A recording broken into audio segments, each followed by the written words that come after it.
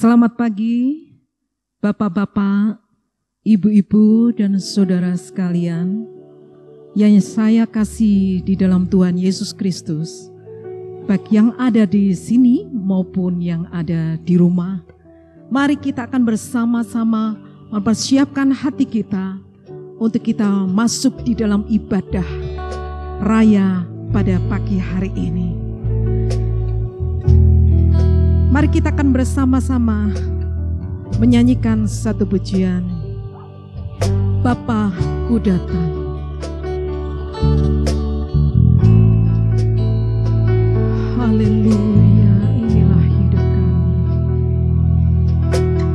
Amin, Yesus.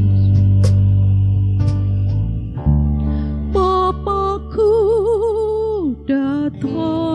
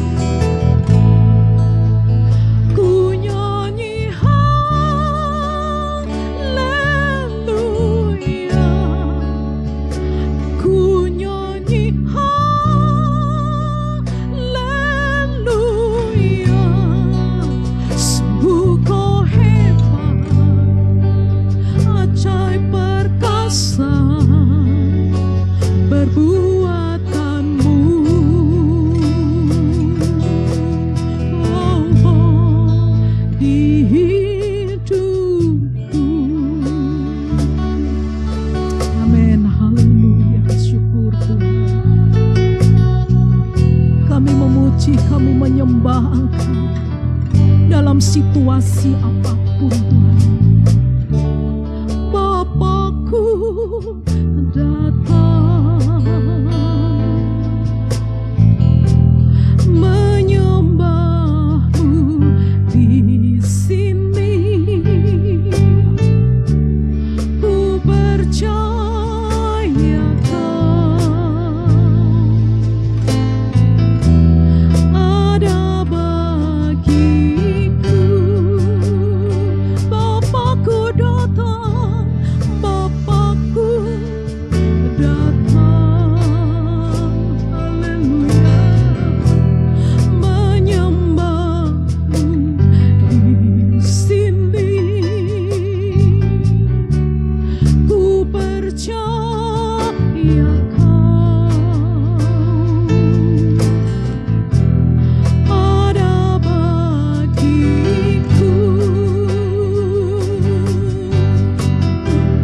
Tak usah ku takut, sebab Kau sertaku. Tak usah ku bimbang, Kau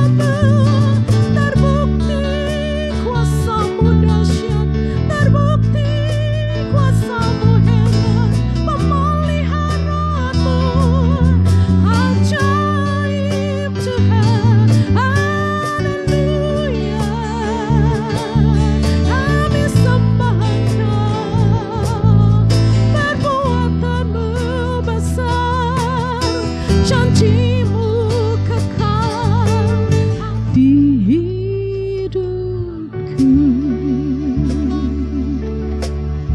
Amin Tuhan, terima kasih ya Tuhan. Kami tetap merasakan kebaikan-Mu. Kami tetap merasakan kasih kemurahan-Mu. Kami tetap merasakan kehadiran-Mu di tengah-tengah kami ya Tuhan.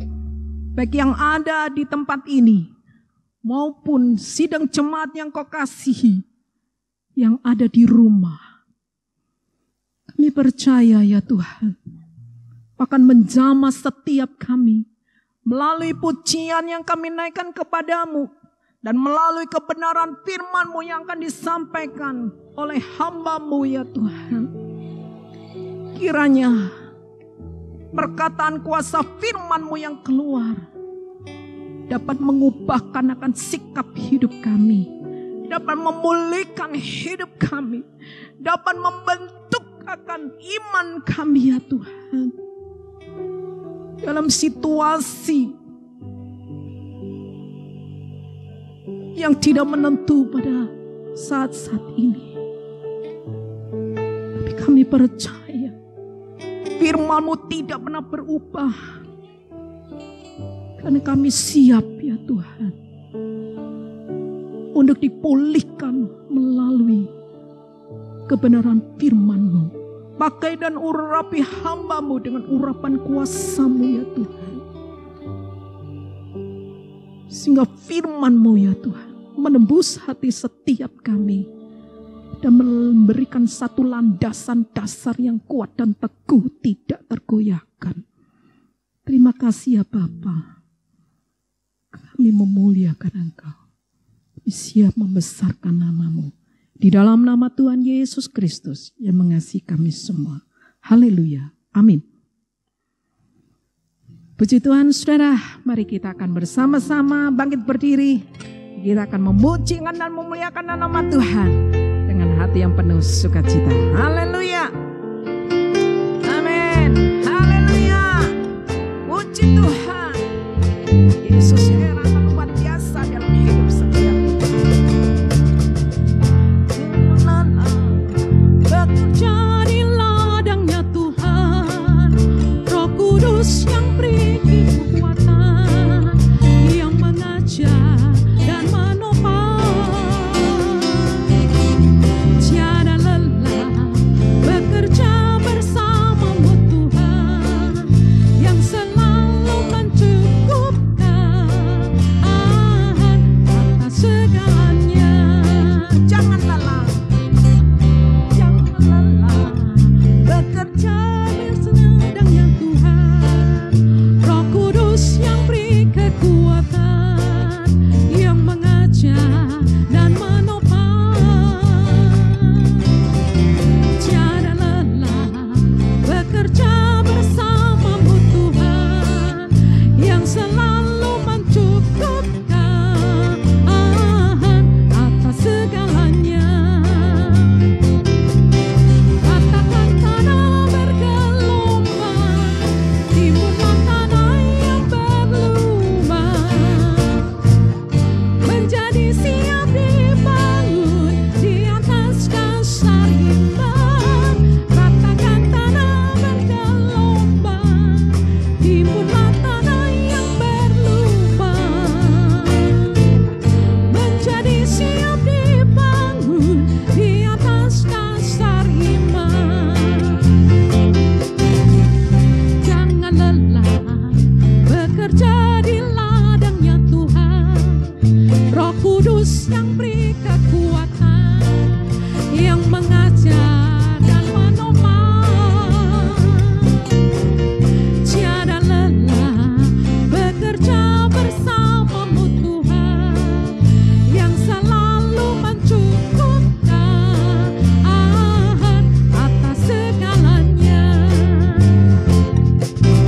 Ratakan tanah bergelombang, timbunlah tanah yang berlubang,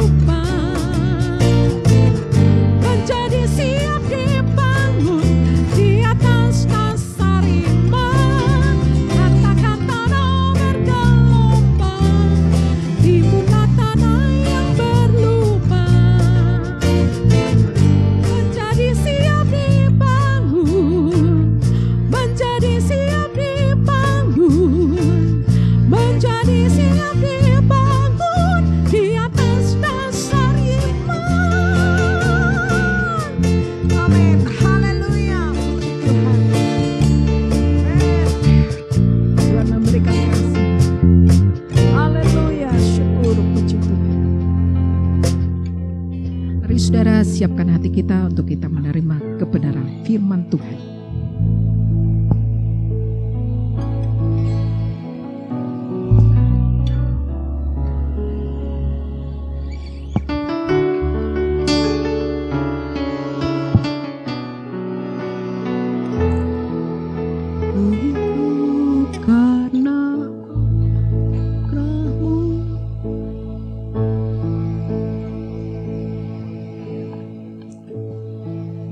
Ku hidup karena anugerah-Mu, tiada satu pun dapat ku banggakan, semua karena cinta-Mu. Ini hidupku, pimpin jalanku,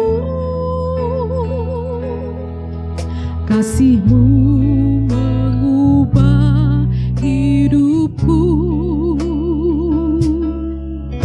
Kau memilihku, selamatkan hidupku, semua karena cinta-Mu.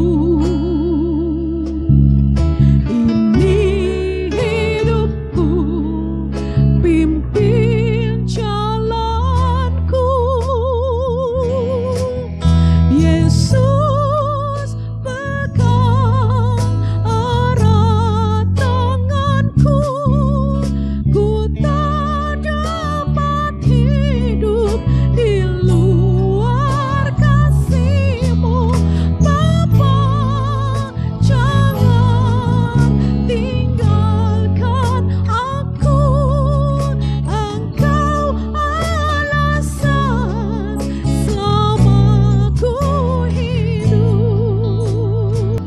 Bersyukur kami pada pagi hari ini boleh datang beribadah kepada-Mu, memuji dan membesarkan nama-Mu Tuhan.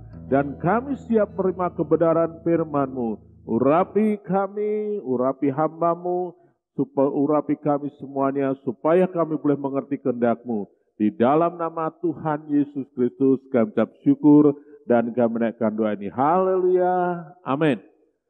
Segala pujian dan hormat bagi Tuhan kita Yesus Kristus. Haleluya. Selamat pagi Bapak Ibu serta saudara semuanya, baik yang ada di gereja maupun yang ada di rumah. Ya, Tuhan memberkati kita dalam ibadah kita pada pagi hari ini. Saudara-saudaraku sekalian, tema kita seperti yang lampau, tema bulan ini adalah bangkit dan menjadi terang. Dan kita terlebih dahulu akan melihat kebangkitan kita terlebih dahulu. Sebelum menjadi terang, kita harus bangkit, kita harus dipulihkan. Saya akan mengambil contoh tentang pemulihan yang dilakukan oleh Raja Hizkia. Kita akan membaca terlebih dahulu di dalam 2 Tawarik pasal yang ke-29 ayat 3 dan hingga 6. Demikian bunyi firman Tuhan.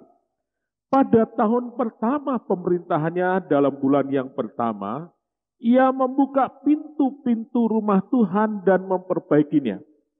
Ia mendatangkan para imam dan orang-orang Lewi dan mengumpulkan mereka di halaman sebelah timur. Katanya kepada mereka, dengarlah hai orang-orang Lewi, sekarang kuduskanlah dirimu dan kuduskanlah rumah Tuhan Allah nenek moyangmu. Keluarkanlah kecemaran dari tempat kudus.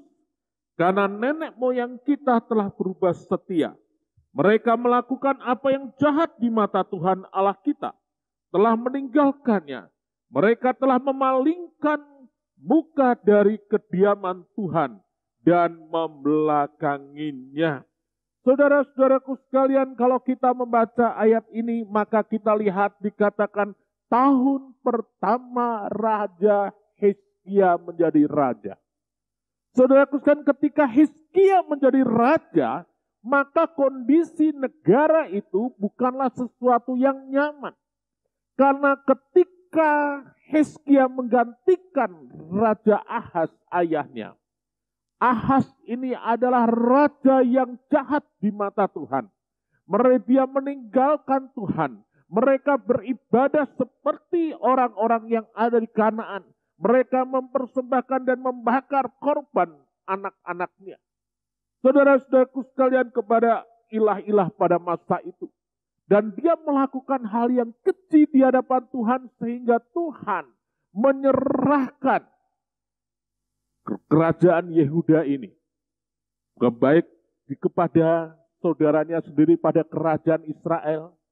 Dia dijajah oleh Asyur, dia juga mengalami tekanan dari Edom, orang-orang Edom. Jadi kalau kita lihat pada masa itu, ketika Raja Hizkia menjadi raja, maka kondisi negara mengalami tekanan, baik keamanan maupun juga ekonomi, dan tentu saja semua dampak-dampak yang lain.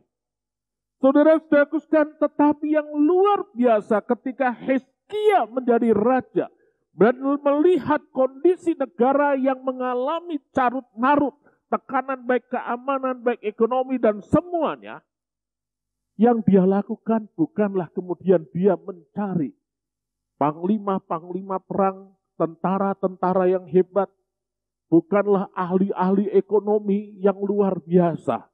Tetapi yang dia lakukan adalah mencari Tuhan. Kenapa? Karena dia tahu pokok permasalahan di dalam hidup negara itu. Kondisi negara itu sudah menjadi demikian karena apa? Karena ayahnya, karena nenek moyangnya sudah meninggalkan Tuhan. Ayat yang ke-6 jelas sekali mengatakan, karena nenek moyang kita telah berubah setia, mereka melakukan apa yang jahat di mata Tuhan Allah kita, telah meninggalkannya. Mereka telah memalingkan muka dari kediaman Tuhan dan membelakanginya. Hizkia tahu apa akar permasalahannya.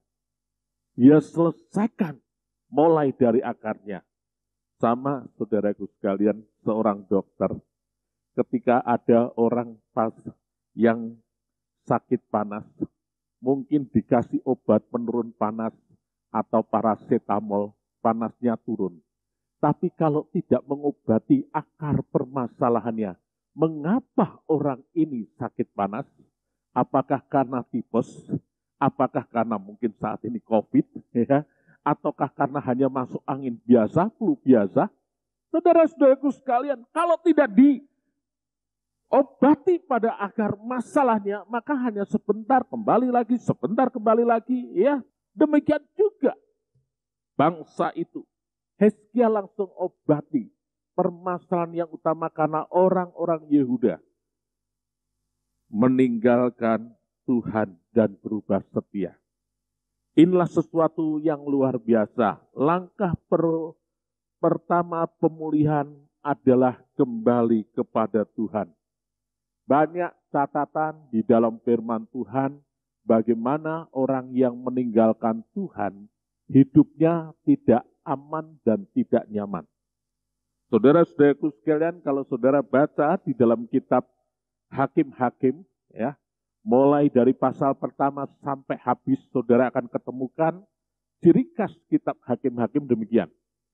Orang Israel tinggalkan Tuhan, dia kemudian mengalami sengsara, ditindas oleh bangsa lain, kemudian dia berseru kepada Tuhan, berdoa kepada Tuhan, Tuhan munculkan pemimpin hakim-hakim yang membawa dia kembali kepada Tuhan, dan kemudian orang Israel ini mengalami kemenangan. Setelah mengalami kemenangan merasa nyaman, tinggalkan Tuhan lagi, dan kemudian dia ditindas oleh bangsa lain, kemudian dia berseru kepada Tuhan, berbalik kepada Tuhan, sesudah mendapatkan kemenangan, balik lagi meninggalkan Tuhan. Kalau saudara baca kitab Hakim-Hakim, itulah siklus dalam kehidupan orang Israel. Ya, nggak maju-maju, saudara-saudara sekalian. Kalau sudah nyaman, langsung tinggalkan Tuhan. Ya, ngalami sengsara lagi. Saudara-saudaraku sekalian, demikian juga kadang kala banyak terjadi. Ya, saudara-saudaraku sekalian, orang-orang Kristen yang memiliki sifat yang semacam ini. Saudaraku kan Yeremia pun juga pernah menegaskan bahwa orang yang meninggalkan Tuhan itu tidak aman dan tidak nyaman. Yeremia 2 ayat yang ke-19 mengatakan demikian. Kejahatanmu akan menghajar engkau dan kemurtatanmu akan menyiksa engkau. Ketahuilah dan lihatlah betapa jahat dan pedihnya engkau meninggalkan Tuhan Allahmu dan tidak gemetar terhadap aku. Demikianlah firman Tuhan semesta alam. Kejahatanmu akan menghajar engkau dan kemurtatanmu akan menyiksa engkau.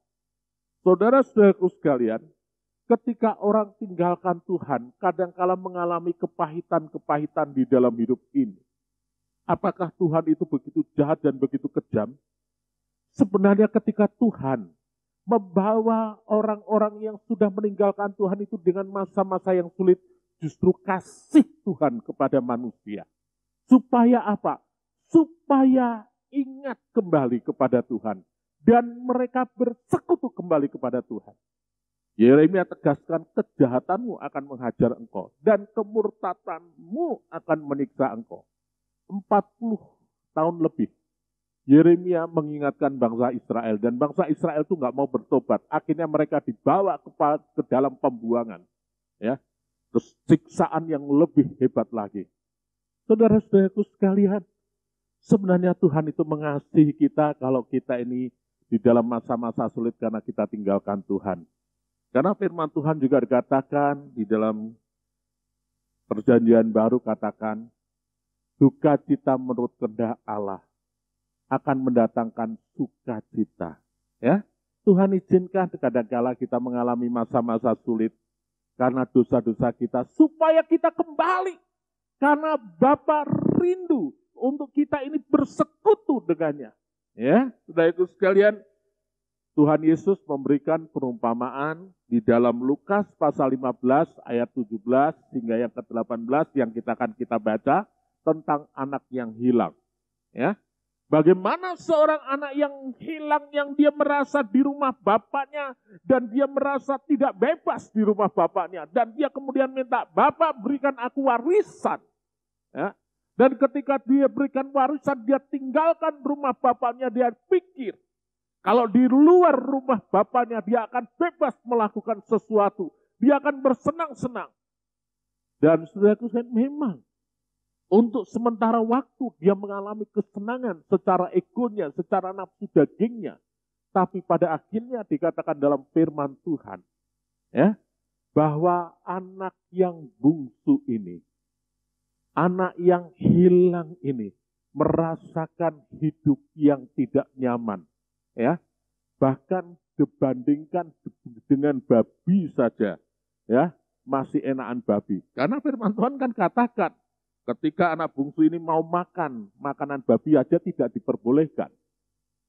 Saudara-saudara, begitu betapa terhinanya ketika orang keluar dan dari rumah Bapa dan mencari kebebasan di luar rumah Tuhan. Ya, sehingga anak yang bungsu ini menyadari dan dia katakan di dalam Lukas 15 ayat 17 hingga yang ke-18 katakan, lalu ia menyadari keadaannya, katanya, betapa banyaknya orang upahan Bapakku yang berlimpah-limpah makanan, tetapi aku di sini mati kelaparan. Aku akan bangkit dan pergi kepada Bapakku dan berkata kepadanya, Bapa, aku telah berdosa terhadap surga dan terhadap Bapa. Dia sadar bahwa masa-masa sulit yang ada dalam hidupnya karena dia tinggalkan persekutuan dengan Bapanya. Saudara-saudaraku sekalian, dalam hidup kita kadangkala Tuhan izinkan masa-masa yang sulit, masa-masa yang tidak aman, masa-masa yang tidak nyaman, supaya kita ini ingat kembali betapa indahnya bersekutu dengan Tuhan. Ya, mungkin saudara ketika belum meninggalkan Tuhan masih ingat lagu, ku ingin selalu bersekutu denganmu, menikmati hadiratmu, Biarkan roh-Mu tinggal dalam hidupku. Ya saudaraku sekalian, luar biasa. Itulah kerinduan mungkin pada waktu kita mula-mula bertobat. Atau justru ketika kita mula-mula kita ini belum berhasil. Kita mencari Tuhan dengan sungguh-sungguh. Tapi sesudah berhasil, sesudah kita merasa hebat, kita tinggalkan Tuhan. Saya seringkali menasihati kepada anak-anak muda yang saya katakan hati-hati. Seringkali ketika kamu mulai dari nol, usahamu, sekolahmu, engkau mencari Tuhan dengan sungguh-sungguh.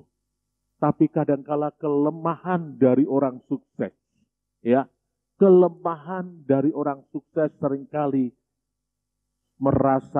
akhirnya merasa tanpa Tuhan pun bisa. Dan dia merasa hebat, tinggalkan Tuhan. Baru kemudian setelah dia jatuh, sadar. Nah, saudara-saudaraku, dan kita lihat sekarang kembali di sini. Bahwa Hizkia ingin memulihkan hubungan Yehuda dengan Tuhannya. Dan itulah yang dilakukan, demikian juga di dalam hidup saudara dan saya. Mari kita kembali di dalam persekutuan kita dengan Tuhan.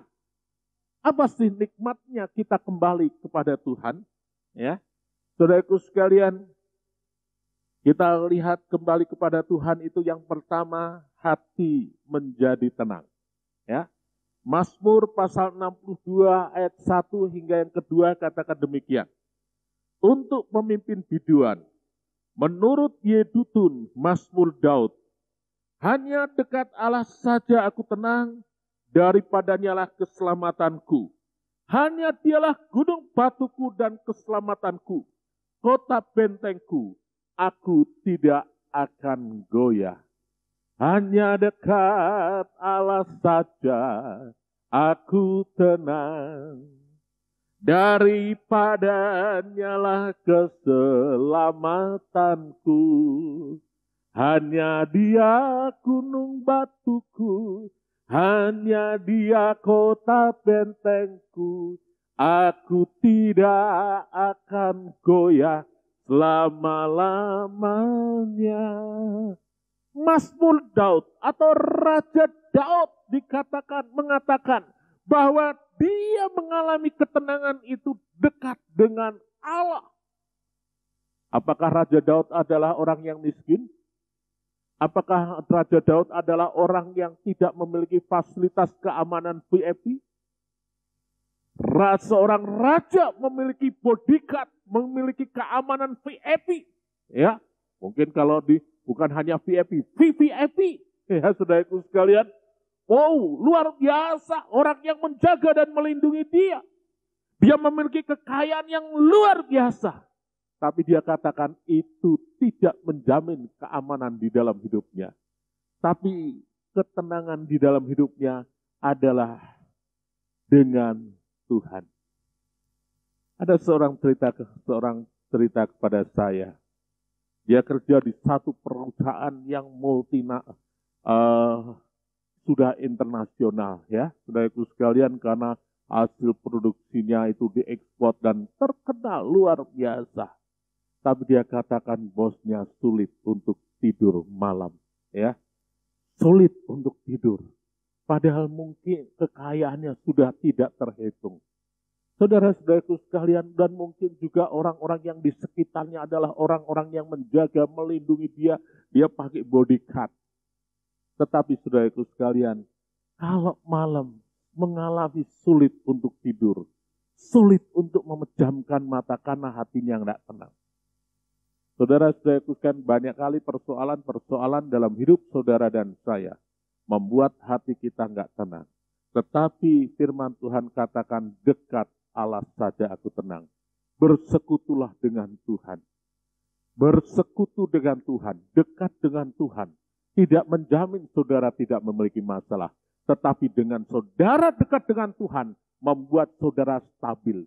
Ketika masalah terjadi pun, saudara tetap tenang dan menghadapinya. Ya, luar biasa, ini yang luar biasa.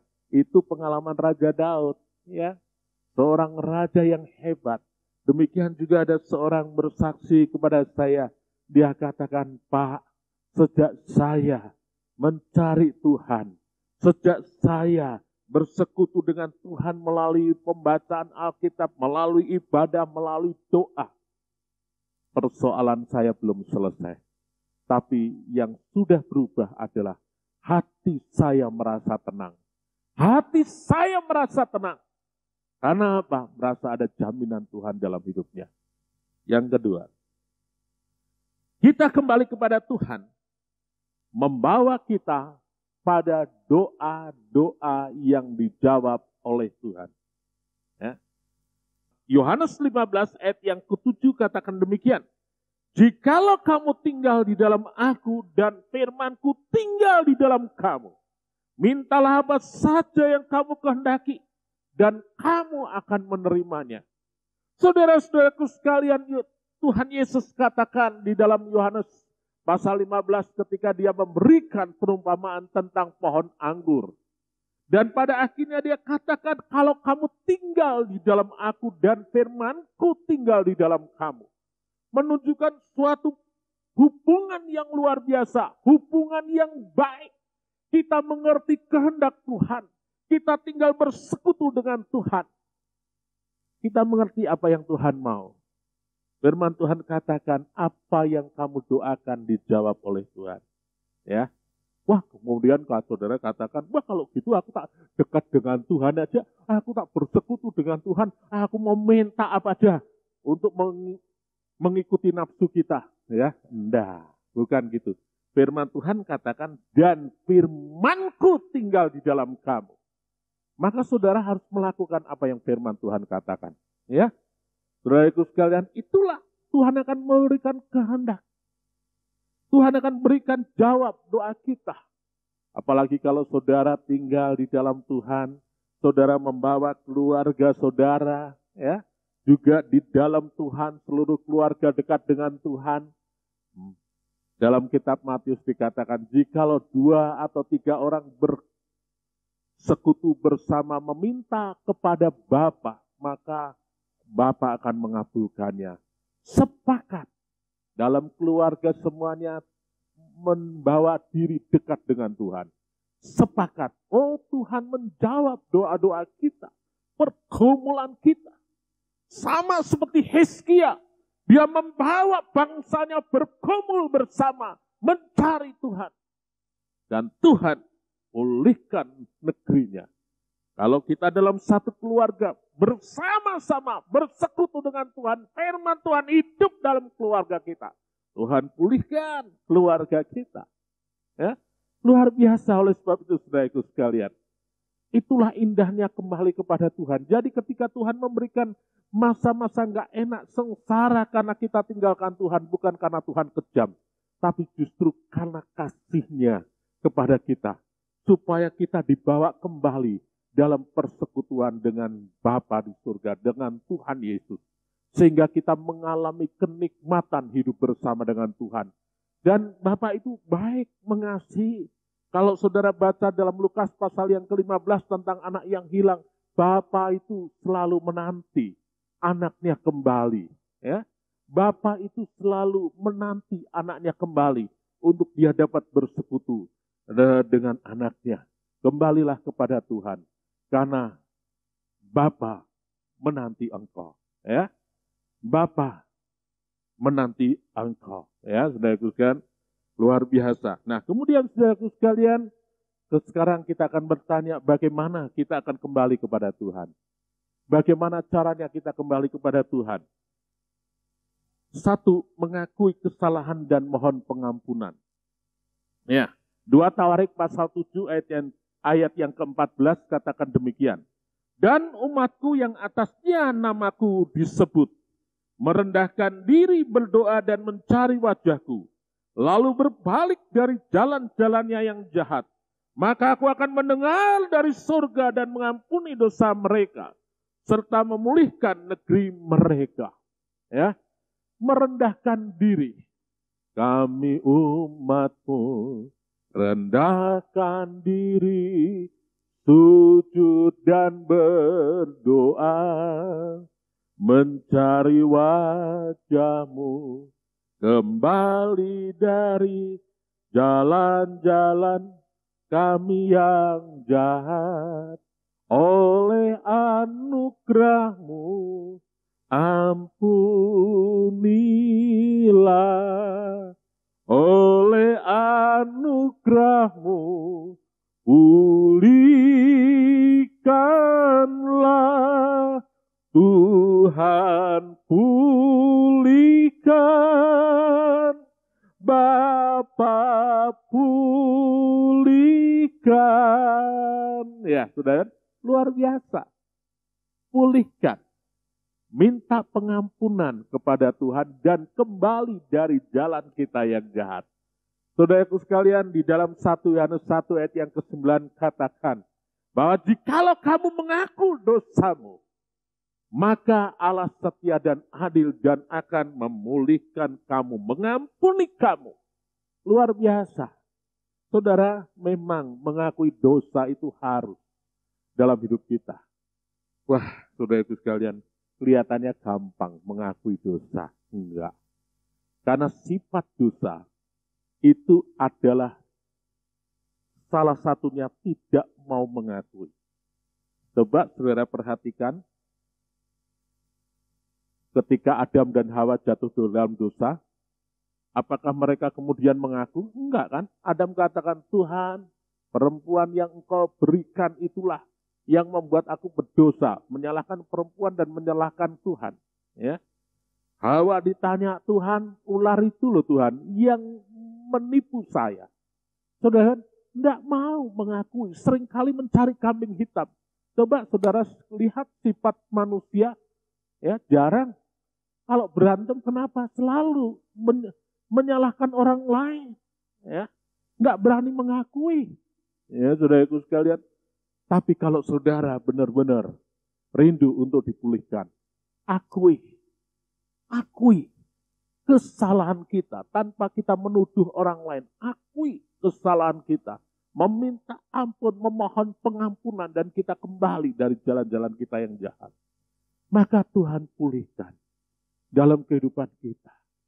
Firman Tuhan selalu akan mengingatkan. Sebenarnya manusia itu selalu diingatkan mulai kebenaran firman Tuhan, tapi kadang-kala selalu menebalkan telinganya. Seringkali tidak mau mengakui. Ya. Tetapi Tuhan ajar, mengaku dosamu, berbalik dari jalanmu yang jahat, merendahkan diri di hadapan Tuhan. Tuhan akan pulihkan.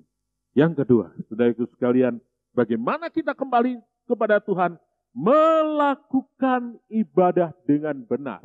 Ya, saudaraku, karena di dalam Hezkia, ketika Hezkia membawa umat Tuhan, umat Yehuda, dia kembali beribadah. Ya, sekarang banyak juga orang bisa beribadah kepada Tuhan, tapi nggak tahu motivasinya. Dalam zaman Tuhan Yesus pun juga ada orang-orang Farisi yang kelihatannya beribadah kepada Allah. Tetapi dia sesungguhnya tidak beribadah kepada Allah. Matius pasal 6 ayat 1 dan 2 katakan demikian. Ingatlah, jangan kamu melakukan kewajiban agamamu di hadapan orang supaya dilihat mereka. Karena jika demikian kamu tidak beroleh upah dari Bapamu yang di surga.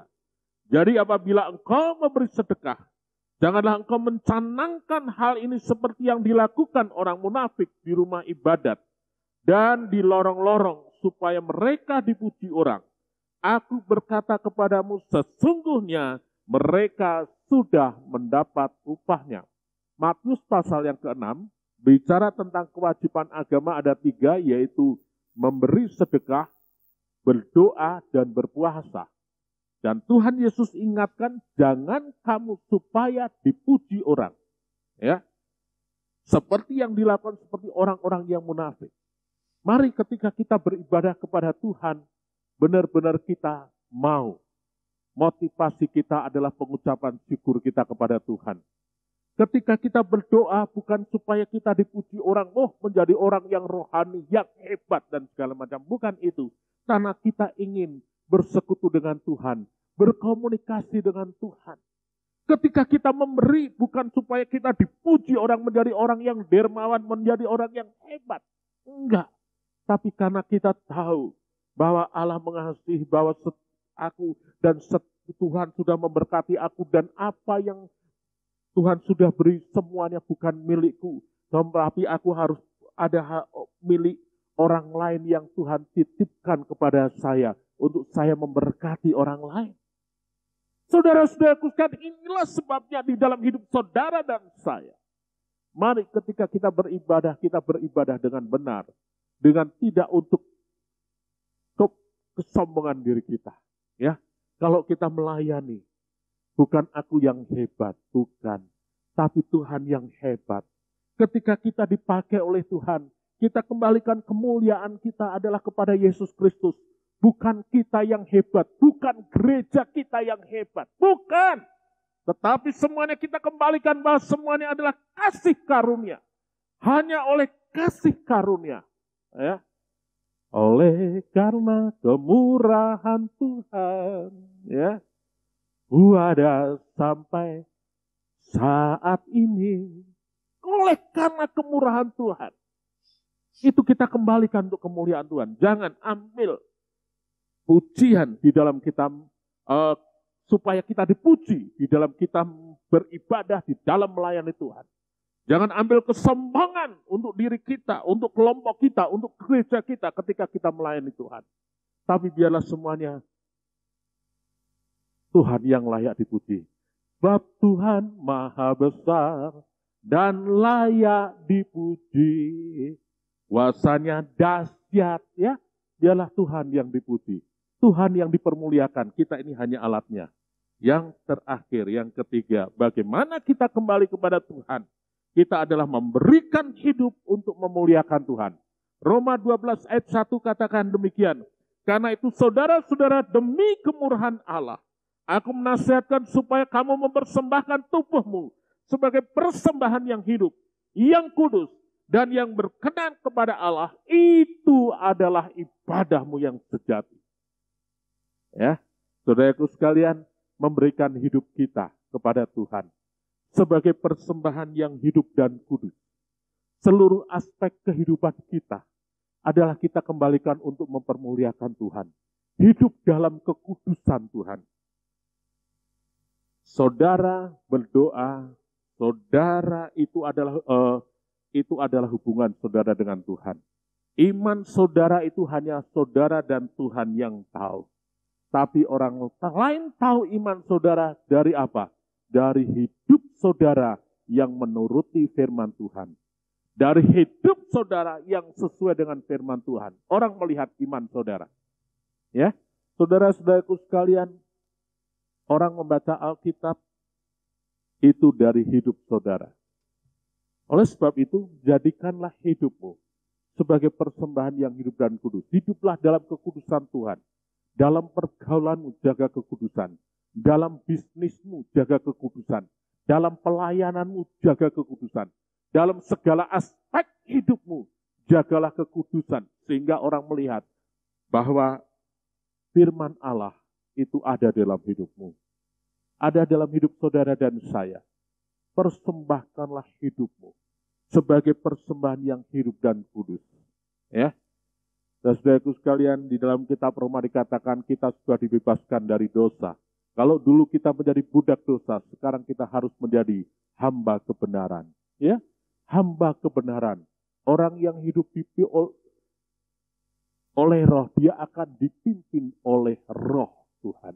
Ya, oleh sebab itu saudaraku sekalian, marilah kita hidup dengan melakukan firman Tuhan dalam segala aspek kehidupan kita.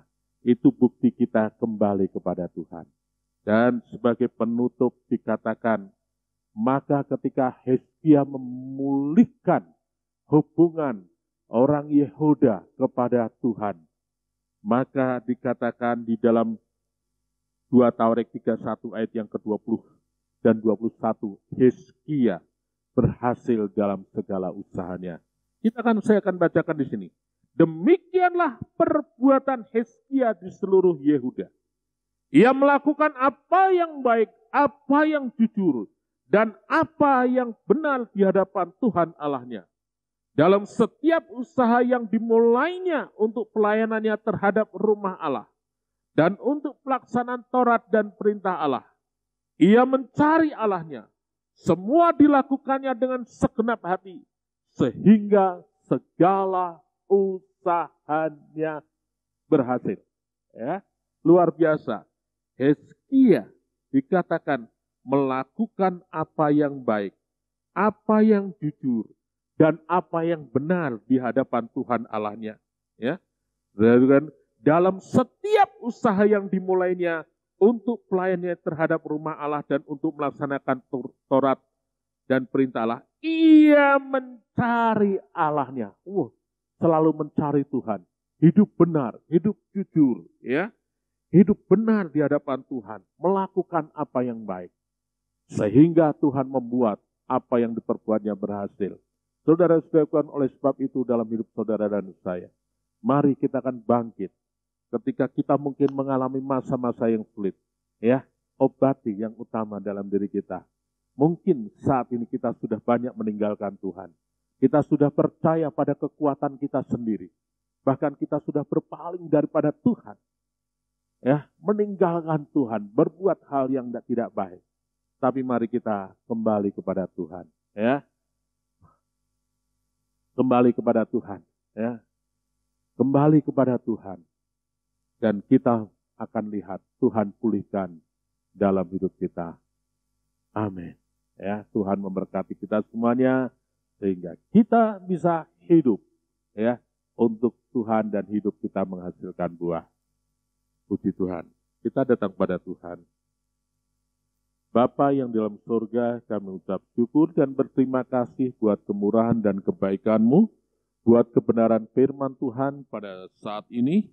Tuhan sendiri akan tolong kami, Tuhan pulihkan kami, sehingga kami Tuhan dapat melakukan apa yang baik dan apa yang benar di hadapan-Mu.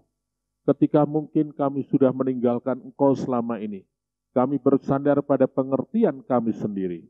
Tuhan, ampuni kami dan biarlah kami kembali kepada Engkau, bersekutu dengan Engkau, melakukan kehendak-Mu, hidup benar di hadapan-Mu. Dan biarlah pemulihan yang daripada Tuhan menyertai kami. Terima kasih Tuhan Yesus. Pengampunan-Mu yang luar biasa, kasih-Mu yang luar biasa ada dalam hidup kami. Dan Tuhan memberkati kami semua sidang jemaat Tuhan yang ada. Ibadah tidak pernah menjadi sia-sia. Ibadah mendatangkan janji baik untuk masa sekarang maupun pada masa yang akan datang. Dan Tuhan memberkati kami semuanya. Kiranya kasih karunia dan berkat Tuhan menyertai kami, baik kami yang ada tempat ini maupun yang di rumah kami masing-masing. Kiranya berkat kekuatan kesehatan, damai sejahtera sukacita, kelimpahan hidup daripada Tuhan, keberhasilan dan keberuntungan, masa depan yang baik menyertai kami semuanya. Di dalam nama Allah Bapa, Anak dan Roh Kudus, yaitu Tuhan Yesus Kristus. Amin. Selamat pagi, Tuhan memberkati.